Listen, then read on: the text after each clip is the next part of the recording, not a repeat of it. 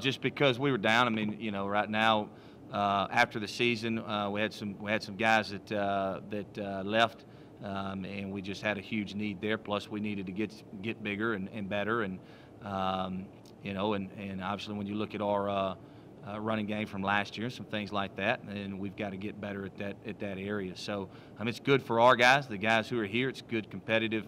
It's good competition right there. We tell our guys, we're very transparent with them, especially the ones who are hosting these guys. Like I said, we tell them up front, hey, look, we're going out to try to get better than you, because competition breeds success. And when you got somebody nipping on your heels, and it makes you go through your off-season workouts a little bit harder, and I think that it's worked. Obviously, when our offensive linemen and our defensive linemen saw that first weekend when we had all those big guys in at the same time, you could see some eyebrows kind of raised. And I think it's upped our game here. The guys that we have right now, it's upped their game in the weight room and out there on the field. Yeah, I was going to ask 6'6", 6'5", 6'5", 6'6", 6'6", 6'4". This is maybe the biggest offensive line recruiting class I've seen out of your group in a while. Yeah.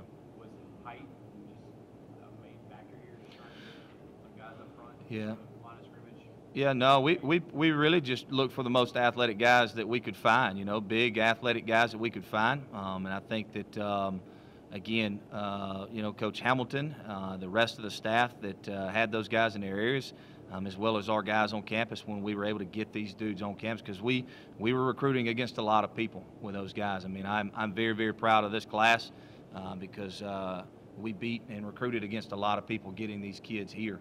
And, again, that's kind of a an ode to our staff and our players. But at the offensive line, we just looked for the biggest, most athletic guys we could find, and I think that we did a good job with them. Florida, big emphasis in Florida. Any comment on why you guys were able to target such an area that's not really been a big part of this team for a while? Well, just because we've got such a great product to offer those kids, there's a lot of them down there. I mean, everybody knows that. I mean, you're talking millions and millions of people and millions of players. So there's a lot of talent down there, a lot of talent that gets left over and overlooked. And Coach Johnson has a really good relationship with a lot of coaches down there in the Florida area in different little pockets. So we sent him down there, and as a matter of fact, the first time we sent him down there, he was there for 10 days straight before he came back. And just rode around, tried to see as many coaches as he could, as many kids as he could. And, and then obviously when we were able to get them on the plane rides up here and bring them up here and they saw campus, then our visit kind of spoke for itself. This is a great product that we have to offer. And it's, it gives those guys a chance to be college kids because they get away from home, they get out of Florida. A lot of those guys have never been out of Florida. So it's just a different part of the country with a great tradition and and a great university. So it was pretty easy once we got them on campus. Last season you saw a lot of come up with your freshman wide receivers, adding 5 more. What was the emphasis behind getting wide receivers? It's just athletic guys. A lot of those guys, like I said, there's a couple of guys on that list that can do different things. And there's a couple of guys on the defensive back list that can do different things. So we just we wanted to try to find the most athletic, most versatile guys that we can find, guys who are good in the return game. Just because they're called a receiver or a DB doesn't mean that they're just a receiver or a DB. A lot of those guys have phenomenal clips in the return game, and that's always a premium. So we're just trying to find the most athletic guys we can. And then also, one thing that we've really put an emphasis on is what we call medium-sized guys. Our first 2 years here, if you went down in our weight room, and some of my assistants were the ones that pointed it out to me. The first time they walked in the weight room and saw the team, they said, "Coach, man, we got a lot of big guys and we got a lot of small guys. We don't have any medium-sized guys." So we've tried to make a huge emphasis on finding some medium-sized guys, some 6-footers, some 6-1ers, and 180 pounds, guys that can help you in kicking games immediately, as well as what they do offensively and defensively. Is there pressure to have any immediate impact on some of the freshmen that are on board? Yeah, there'll be some. There'll be some that we'll try to get in here in summer school because they're going to be they're going to be projected out as a 2-deep guy, or a guy that we need to come in. So we'll kind of see how it plays out over spring ball and see where we're at from an injury standpoint, just from a production standpoint, and see what positions we think you know, are going to have. Obviously, the way that we recruit is we always tell those guys, hey, look, we would love to redshirt everybody.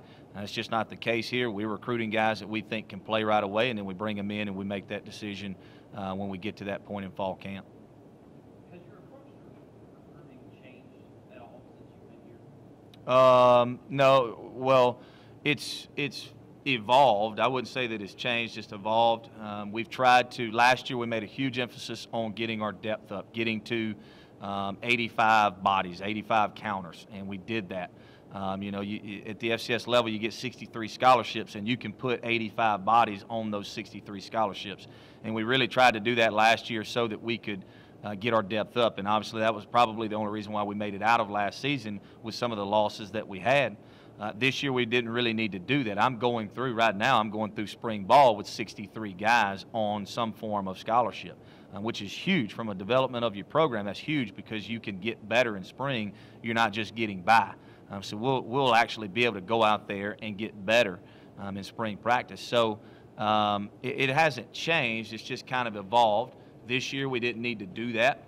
You know, we didn't do a lot of piecing and parceling and trying to break some things up because we didn't need to. These guys were heavy hitters, and you know, so when we were bringing them here, they were heavy hitters. They were guys that we needed to have. I will say, obviously, that we've had some opportunities to open up our recruiting a little bit and go down south more and get into Georgia and Florida. And obviously, we took that opportunity and ran with it as it shows in our numbers.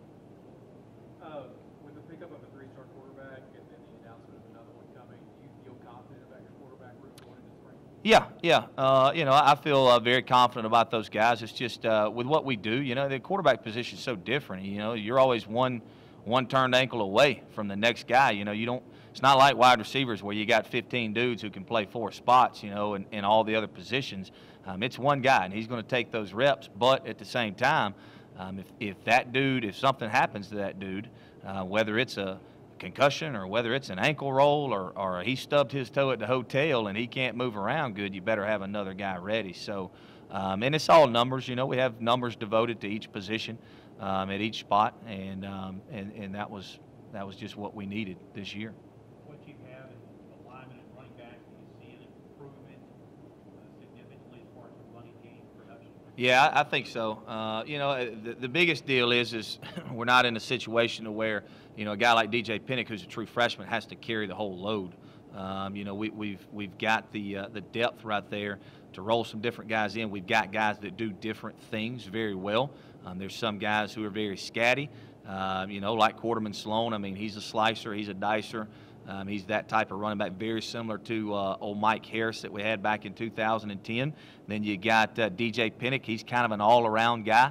I'm still very, very high on him. You got Justin Connor, who's more of, I mean, when you see him now, I mean, he's built like the mannequin at Dick's Sporting Goods. You know, he's just the 5'8" version of it or 5'9" version of it. He'll probably tell you 6 foot, but he's 5'9" version of it.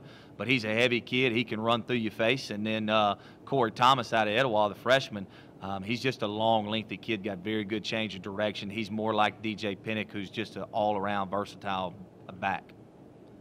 When you're talking about the scholarship opportunities and the recruiting opportunities, can you illuminate on that a little bit, on what that opportunity became this offseason? Well, no, we just had some. We had some scholarships devoted to out of state. You know, pushed those guys out of state. As a matter of fact, 11 of them, which is a great. I mean, obviously that helped tremendously. You know, with Mr. Ward giving us that availability to do that, because we know. I mean, you got to get down there, you know, and get into some of these. If you look on the list, you've got a lot of 5A, 6A, 7A programs that we tried to hit, and programs that come from football-oriented places. I mean, when you go down to Georgia and you go down to Florida, football is the sport. You play the other sports to stay in shape for football. And you know, a lot of those high schools, you go to see that coach, you're not getting him out of math class. He's down at the field house. And that's just the way they operate down there. And so we went down there and we hit that heavily. And obviously, I think we did a really, really good job of it.